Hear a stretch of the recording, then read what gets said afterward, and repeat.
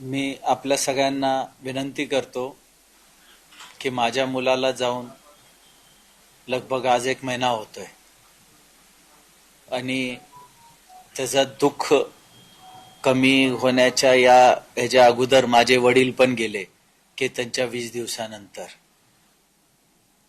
तर मला फक्त सगळ्यांची एकच मांग आहे की कृपया करून माझ्या मुलाला लवकरात लवकर न्याय भेटावा व आरोपींना कडी से कडी शिक्षा भेटावी अशी सगळ्यांना विनंती करायची आहे.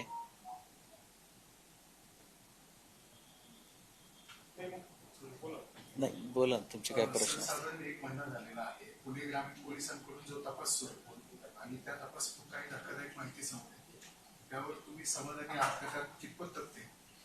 साहेब, मला न्यायव्यवस्थेवर पूर्ण भरोसा आहे आणि ते आतापर्यंत जे काम करतायत खूप व्यवस्थित करत आहे आणि ते व्यवस्थित करतील अशी मला खात्री आहे. तुम्ही आता सांगतायत की न्याय मिळावा अशी अपेक्षा आहे, तर मग आता जी काही प्रक्रिया सुरू आहे तर त्याबद्दल तुम्हाला काय वाटतं? म्हणजे ती बरोबर तुम्हाला अपेक्षित वेगाने सुरू आहे की आणखी फास्ट व्हायला पाहिजे, काय वाटतं? साहेब, जी आता तपास चालू आहे तो खूप व्यवस्थित आहे, पण पुढं तपासाच्या नंतर हा फास्ट ट्रॅक मध्ये केस चालून त्यांना लवकरात लवकर कठोर शिक्षा व्हावी. मुख्यमंत्र्यांना भेटला होता फास्ट ट्रॅकचा मुद्दा तुम्ही मांडला, मुख्यमंत्र्यांची देखील भेट घेतली की या सगळ्या प्रकारे फास्ट ट्रॅक कोर्टात हा सगळा हे चालू याबाबत काही तुम्हाला अपडेट दिलंय का? कारण आता MCR नोंद झालाय न्यायालयीन कोर्टाने, तुम्हाला काही पोलिसांकडून किंवा प्रशासनाकडून अपडेट आली याबाबत फास्ट ट्रॅक? फास्ट ट्रॅक बाबतीत अजून मला नाही आली काही. या प्रकरणात चेतन आणि सियाचं याच्या आधीच लग्न झालं होतं अशी देखील माहिती येते. या संदर्भात तुम्ही काही माहिती घेतली, त्याची ओळख काय आलं तुमच्याकडे? काही नाही, माझ्याकडे काय नाही आलं. जे काय आलं ते तुम्हीच लोक सांगतायत मला. सर, तुमच्या घरात 2 घटना घडल्या. चेतनचा असा दुर्दैवी घटना घडली, त्याचं काय होतंय न होतंय तेवढं तुमच्या वडिलांच्या बाबतीत दुःखद घटना घडली. परिवार म्हणून आता काय स्थिती आहे तुमच्या इथे? कशा पद्धतीनं तुम्ही हे सगळं प्रसंगाला समोर जात आहे त्याबद्दल? साहेब, एखाद्या मनुष्यातल्या आयुष्यातली सगळ्यातून वाईट घटना की आपल्या पोराच्या आरतीला खांदा देणे. त्यानंतर त्याच्या पाठोपाठीमागे माझे वडील सुद्धा गेले. त्यांच्या पण आरतीला मी खांदा देऊन आम्ही सगळे घरचे एवढे बिखरलोय, एवढ्या जास्त दुःखात आहेत की सावरण्याचा तर विचारच नाही. सध्या आम्ही त्या दुःखाला कसं सहन करावं ह्या गोष्टीमध्येच आम्हाला समजत नाहीये. हा दुःख आम्हाला म्हणजे समुद्रापेक्षा मोठा आहे. काय झालंय आमच्या सोबत आणि काय नाही. मी तर आपल्या मुलाचं लग्न करायला निघालो होतो, ते तर झालं नाही, परंतु माझ्या घरी एवढं मोठं दुःख आलंय की आज माझा मुलगा पण नाही राहिला आणि माझे वडील पण नाही राहिले. माझ्यासाठी तर आज माझे वडील ज्यांनी मला जन्म दिला, शिकवलं, सगळे काही गोष्टी हाताला धरून चालायला शिकवलं, सगळं एज्युकेशन दिलं, आज इथपर्यंत पोहोचवलं, ते पण माझ्या आयुष्यात नाही राहिले. आणि हर मनुष्य जी स्वप्न बघतो की आपला पुढं घर चालेल, आयुष्य चालेल, आपला मुलगा आपल्याला म्हातारपणी सांभाळेल, या त्याचा पुढं आयुष्य चालेल, माझं नाव चालेल, ते आज काहीच नाही राहिलं माझ्या. मला एकच मुलगा होता, तो पण गेला. तर हा दुःख तर माझ्या आयुष्यात मी जिवंत आहे तोपर्यंत तर कमी होऊ नाही शकत. पण एक गोष्ट सातत्याने सियाच्या वडिलांनी आणि आईने सांगितली, जर ती दोषी असेल तर तिला पण तशी शिक्षा द्या. तर काय हे त्यांचं जे म्हणणं आहे हे तुम्ही कसं पाहता? कारण अशा पद्धतीनं ते एकीकडे सांगतात आणि दुसरीकडनं तिची बाजू घेऊन सियाला वकील पण पुरवतात आणि तिला न्यायालयामध्ये मदती करतात, तर हे दुटप्पीपणा आहे असं वाटतं का त्यांच्या? साहेब, ह्या गोष्टी तुम्ही त्यांना विचारायला पाहिजे असं मला वाटतं. हे जे लग्न ठरवलं होतं तर मध्यस्थ कोण होतं, त्यांच्याबद्दल तुम्हाला काय म्हणायचं? हे जे लग्न ठरवलं होतं ते माझे सख्खे चुलत मामा व मामी नरेंद्र जगन्नाथ मित्तल व रेणू नरेंद्र मित्तल हे दोघं मध्यस्थी होते. त्यांनी आम्हाला ॲश्युरन्स, गॅरंटी, आपण अजून काही शब्द असतील ह्याच्यातले ते घेऊन करायला पाहिजे की त्यांनी एवढी खात्री दिली आम्हाला की ही मुलगी तू आमचीच मुलगी समज. लहानपणापासून आम्ही ह्याला मोठी केली आहे आणि केतनला सुद्धा आम्ही लहानपणापासून बघितलेलं आहे. ही मुलगी खूप संस्कारी आहे, खूप चांगली आहे. आम्हाला एवढी खात्री दिली की तू त्यांच्याकडे बघूच नको, तू आमच्याकडे बघ, आमची मुलगी आहे समजून घे.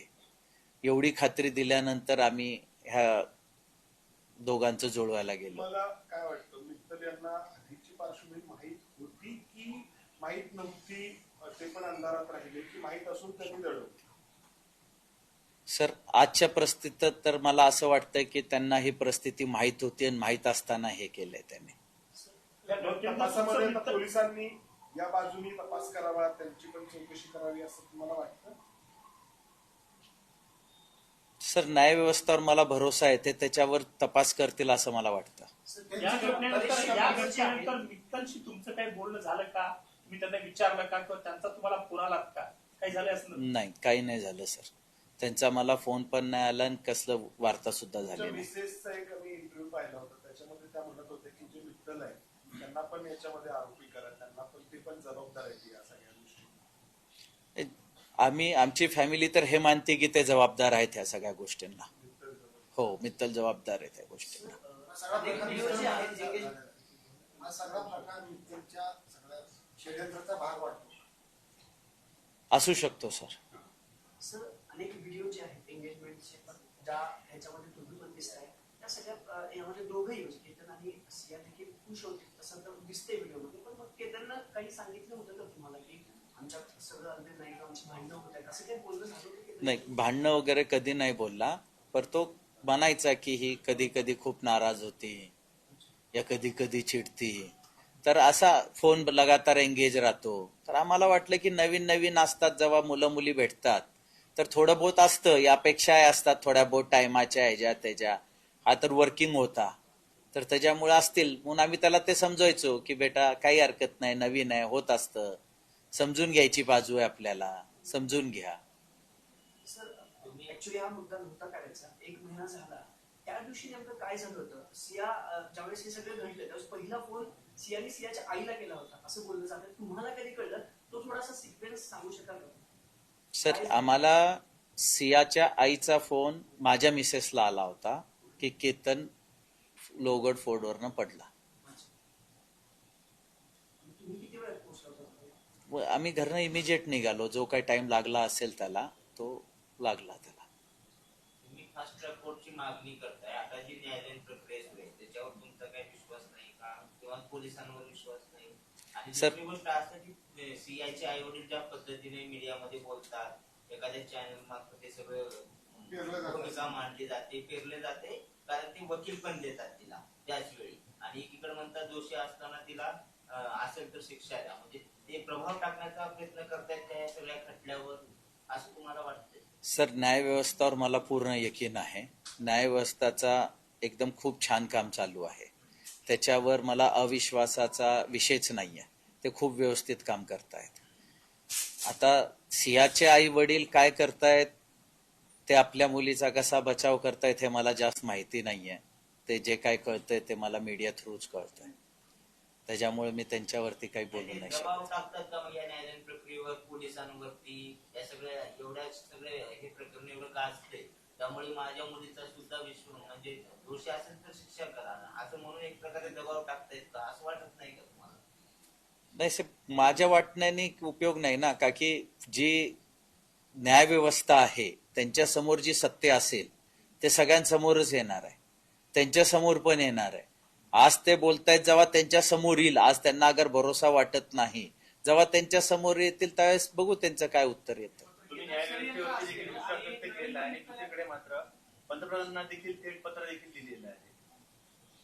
सर, मला न्यायव्यवस्थेवर भरोसा नाही म्हणून मी पत्र नाही लिहिलं.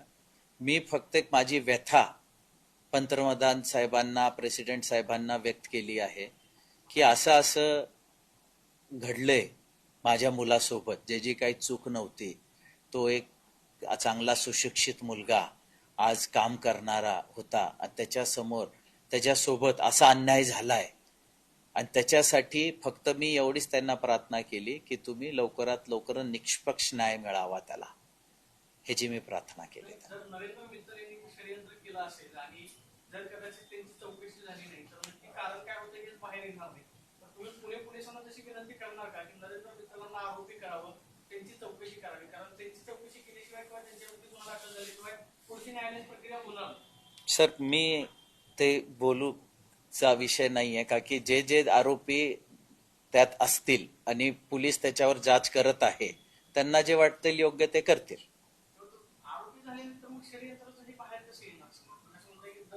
नरेंद्र मित्तलांना हे सगळं माहिती होतं, माहित असून पण त्यांनी हे केलं किंवा हे षडयंत्राचा भाग असू शकतो. जर नरेंद्र मित्तलांवरती गुन्हा दाखल झाला नाही, त्यांची चौकशी केली नाही, त्यांनी सगळं बाहेर कसं येणार? नाही, आता ते पोलिसांचं इन्व्हेस्टिगेशन पार्ट आहे की ते काय प्रकारे करतायत. तुम्ही तक्रार देणार का की नरेंद्र मित्तलांना आरोपी करावं यायचं? तक्रार अगर असं त्यांना गरज वाटली, त्यांनी मला सांगितलं तर करीन, पण आता म्हणजे त्यांच्या इन्व्हेस्टिगेशन पार्टचा मला अजून आयडिया नाहीये का की मला जे जे काय वाटत होतं मी ते पोलिसांना सांगितलेलं आहे ऑलरेडी.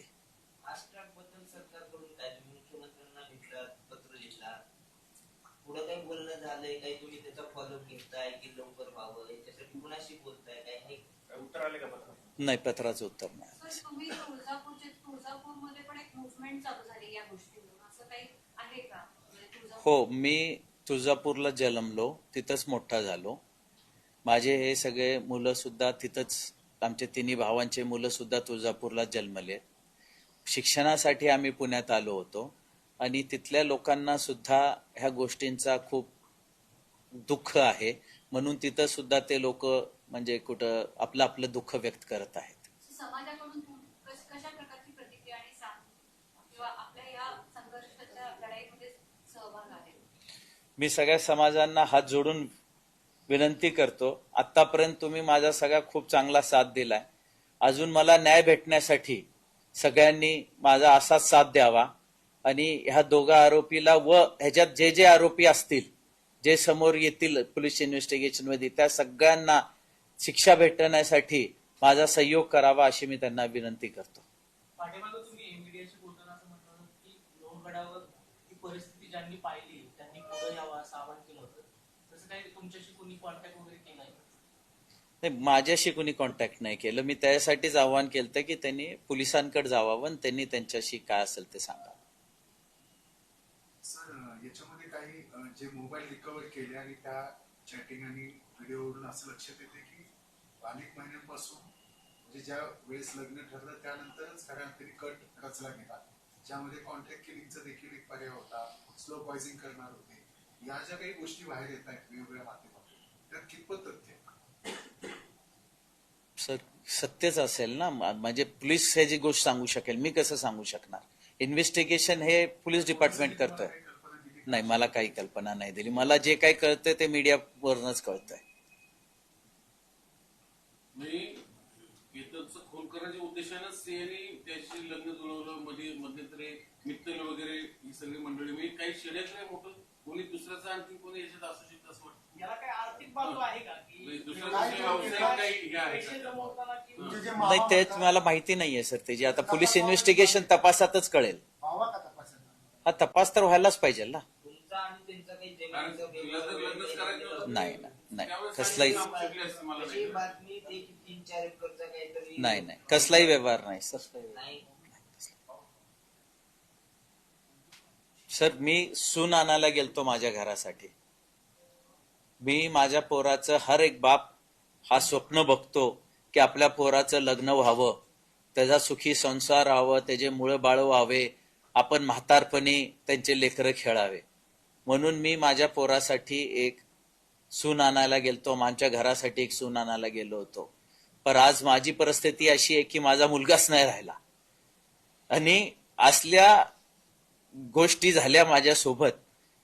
कुठल्याही बापा संगत होऊ नये ही माझी सगळ्यांना देवाचरणी प्रार्थना आहे की जी घटना माझ्या मुलासोबत झाली, एक आपण कुठलीही मुलगी सून म्हणून घ्यायला गेलतो चांगल्या घराची, सगळं करून तिचं काय मॅटर होतं त्यांनी एकदा स्पष्ट नाही म्हणून सांगितलं असतं तर ही गोष्ट कधीची झाली असती.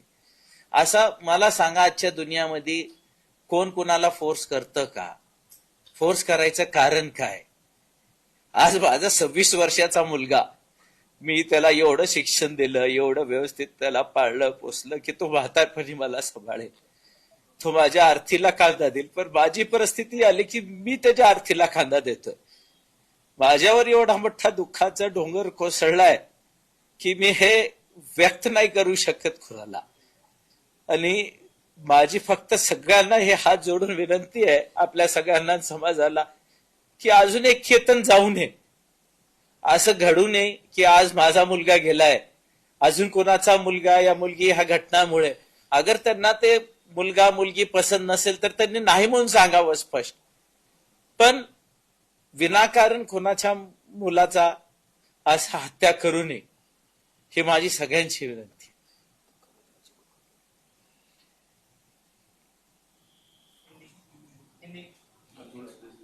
सर क्या कहेंगे?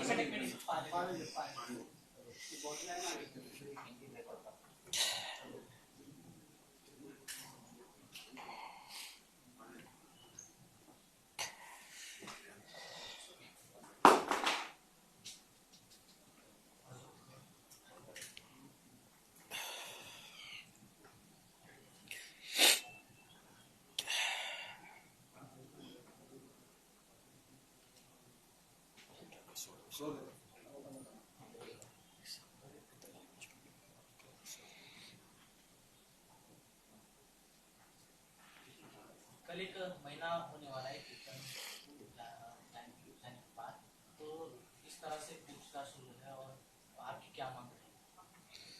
मेरी सिर्फ न्याय व्यवस्था से इतनी ही मांग है कि उनको कठोर से कठोर शिक्षा मिले और जल्द से जल्द मिले. जितने जल्दी हो सके, और उसमें जितने आरोपी हैं और भी अगर होंगे तो उन सबको मिला के कठोर से कठोर शिक्षा मिले. पुलिस के अभी तहकीकात शुरू है और कितना भरोसा है आपको पुलिस के ऊपर, और आपने प्रधानमंत्री को भी लेटर लिखा था, क्या बताएंगे उसके बारे में? सर, मुझे न्याय व्यवस्था पे पूरा भरोसा है और मैंने प्रधानमंत्री जी से सिर्फ इतनी ही मांग की है कि इन्हें जल्दी से जल्दी और कठोर से कठोर शिक्षा मिले. सीएम के पेरेंट्स के द्वारा मीडिया में अलग अलग बातें बताई जा रही है और उसको बचाने की कोशिश की जा रही है. ऐसा आपको लगता है कि एक तरफ वो बोल रहे कि सीएम अगर दोषी को उनको फांसी दी जाए और दूसरी तरफ एडवोकेट भी उनको अवेलेबल किया जाता है, तो आपको ऐसा लगता है कि उसको बचाने की कोशिश की जा रही है? सर, न्याय व्यवस्था जो काम कर रही है और जितना अच्छे से काम कर रही है, मुझे न्याय व्यवस्था पे भरोसा है कि उनको शिक्षा 100% मिलेगी. सिर्फ मेरी इतनी है कि उनको जल्द से जल्द मिले. ये मामला जो है कोर्ट में चल रहा है क्या, और इसके बारे में कुछ प्रशासन से बात हुई? नहीं, मुझे अभी तक कोई बात नहीं हुई सर.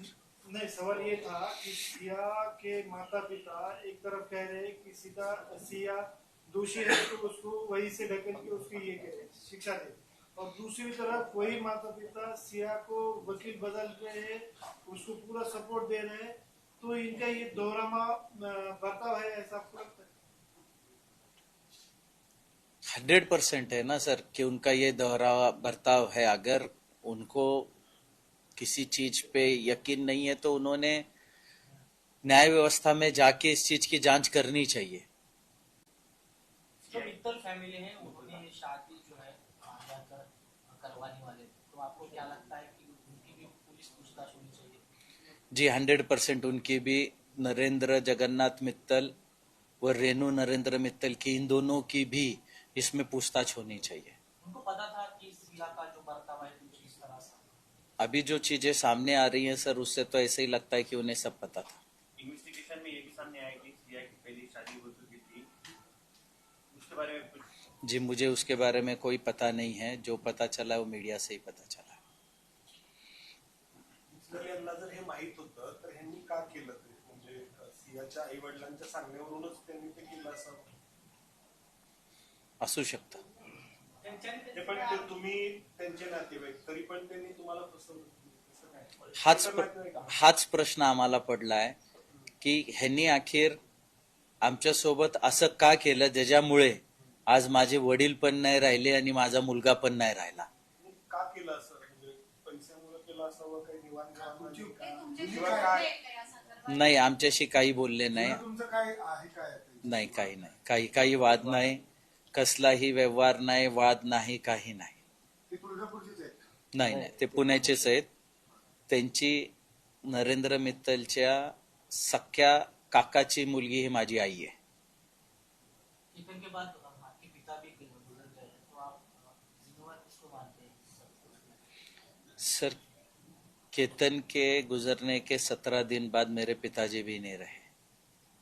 तो मैं ये जो हमारे साथ हुआ है, केतन की हत्या हुई और हमारे पे ये दुख का पहाड़ टूटा था, उसी के सदमे से मेरे पिताजी भी नहीं रहे. तो जो केतन के हत्या में जवाबदार होंगे वही उसी के लिए जवाबदार होंगे. सिया के माता पिता एक तरफ बोल रहे हैं कि अगर उसमें सिया दोषी है तो उसको भी फांसी की सजा होनी चाहिए, और दूसरा कि आप इसको कैसे देखते हैं जो वो बात कर रहे हैं? नहीं सर, अभी वो किस हिसाब से बात कर रहे हैं मुझे पता नहीं है, लेकिन ये तो दिख रहा है कि ये दोगलापन है उनका. एक तरफ एक बोल रहे हैं, एक तरफ एक बोल रहे हैं. सर 2 वेळा हा प्रकार झाला. त्याच्या ऐकून असं दिसतंय की हे काय एखाद्या घटना संतापात घडते, पण हा प्रयत्न 3-4 वेळा झालाय. म्हणजे हे षडयंत्र आहे, क्लिअर कट असं एकूण तपासासंबंधी षडयंत्रामध्ये फक्त सिया आहे, त्याची फॅमिली की हे नरेंद्र मित्तल आहे, तर त्यांना कोणी आणखी सुपारी दिली? कारण शेवटी अशामुळे आर्थिक सगळा डोलारा बघता त्याच्यात काही वेगळं संशय वाटतो का तुम्हाला? सर, असू शकतो, पर तो तपासाचा भाग आहे, मला सांगू नाही शकत मी, पर असू शकतो अजून पण कोणत्याच्यात. 2 वेळेस या अगोदर सुद्धा असा प्रकार झाला होता, तुमच्या लक्षात आलं होतं का? नाही, आमच्या लक्षात नाही आलं होतं सर. सांगितलं होतं? म्हणजे मित्तल आणि तुम्ही कधीपासून तुमचे नातेवाईक, तुम्ही सांगितलं नातं आहे, कधीपासून? माझ्या आई वडिलांच्या लग्नापासून. त्यांची ती बहीण आहे ना, सख्खी चुलत बहीण आहे, तर त्यांच्या लग्नापासून, म्हणजे मी जन्मल्यापासून त्यांना मामा म्हणूनच ओळखतो. यांचा काय बॅकग्राऊंड आहे मित्र साहेबांचा? मित्तल साहेबांचा मार्केट यार्ड मध्ये तेलाचं दुकान आहे, हे तेल विकतात, तेल व्यापारी. व्यावसायिक संबंध नाही, कसले व्यावसायिक संबंध नाही. त्यांचे काही होते असं तुम्हाला आढळलं का? ते आता मला माहित नाही. हो, पर ते दोघं म्हणजे नाही, भाऊजीन मेहना ना, सक्का मेहना, सख्या मेहनाची मुलगी आहे. त्यांचं ते नातं रेणू मित्तलचा सक्का भाऊ आहे प्रवीण गोयल. त्या नात्यातून त्यांनी हे लग्न जोडून दिला. सर, सिया जैसा बर्ताव कर रही थी पुलिस कस्टडी में, कभी मिडिल फिंगर बता रही है, कभी बियर की मांग कर रही है, तो आपको उसका ये इस लाइफस्टाइल या ऐसे बर्ताव के बारे में पहले कभी शक नहीं हुआ? नहीं, कभी नहीं हुआ सर. जो उसने मीडिया को दिखाया, उंगली दिखाया, उसके पिता उसको बोल रहे थे कि उसको चोट आई थी करके, इस तरह का बुली करना, और पिता ने उसको बावजूद ये करना कि उसको लगा है, तो ये क्या कहेंगे वो? सर, बहुत शर्मनाक चीज है ये, किसी को भी ऐसा बर्ताव दिखाना या करना बहुत शर्मनाक चीज है. समाज को क्या कहेंगे, खास करके जो माता पिता है, नए बच्चे, उनके लिए क्या कहेंगे? सर, मैं पूरे समाज से यही विनती करूंगा हाथ जोड़ के कि सब अपने बच्चों के तरफ ख्याल रखें, उनको वो कहाँ जा रहे हैं, कहाँ आ रहे हैं, क्या कर रहे हैं, उस पर ध्यान करके ध्यान रखें, उनको अच्छी परवरिश दे, ताकि और कोई केतन अग्रवाल ना बने और किसी माँ बाप का बच्चे की हत्या ना हो. तो मैं यही सबसे दरख्वास्त करूंगा कि अपने बच्चों को अच्छी सीख दे, उनके तरफ ध्यान रखे और उनको अच्छे संस्कार दे.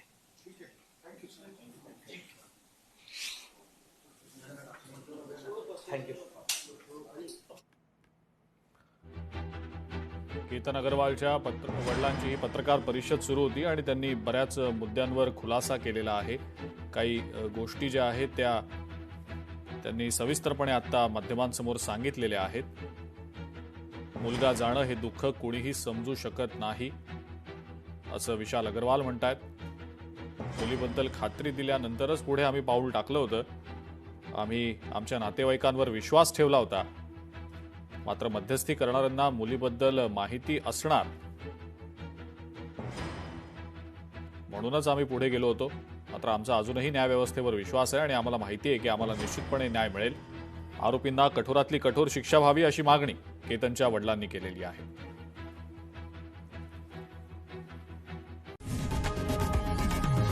लोकशाही मराठी ऐका, पहा, जागरूक रहा.